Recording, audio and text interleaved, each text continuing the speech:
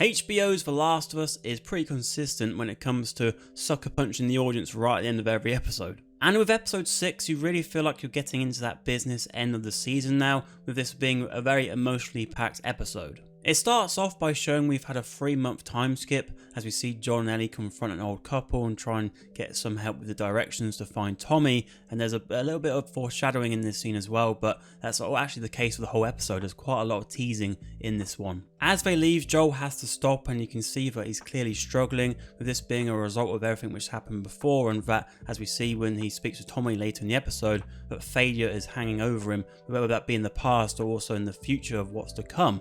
And I think you can see, in that line from episode 3 actually with Bill and Frank, where Bill says that I wasn't scared until you came along. That sort of really feels true here with Joel as well, where in relation to Ellie. And with Joel's love and fear for Ellie growing, it makes it harder for him not to blend together Ellie and Sarah. And so later in the episode we get that scene where he's haunted by Sarah and what could have been and what should have been. And continuing on that point of fear, as we go on through the episode we get some more great Joel and Ellie moments as she's trying to whistle, they come across the dam, and also they get surrounded by these people on horseback. And at this point Pedro Pascal again does a great job of his face, where he really shows that he's scared for Eddie's life here. He thinks that this could be it. But it turns out these people aren't that bad after all, as it's revealed that Maria's part of this group, and she takes Joel and Ellie back to the community, and Joel gets to be reunited with Tommy. In the next scene, Joel and Ellie are clearly enjoying their meal, and I thought this scene was quite interesting to see Tommy and Maria's reaction to their bond and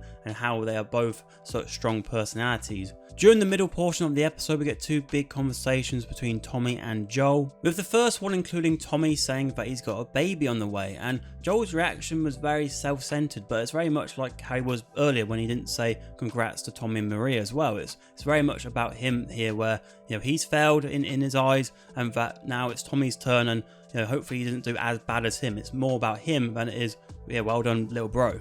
In the second conversation, Joel opens up to Tommy and really unloads the situation onto him, and I think that was very crucial for Joel because, as we saw earlier in the episode, a lot of things are weighing heavy on him, and I think this scene overall was fantastic. I think Pedro Pascal was brilliant here, and this is the sort of scene you'd send off and show to people that this guy deserves an award.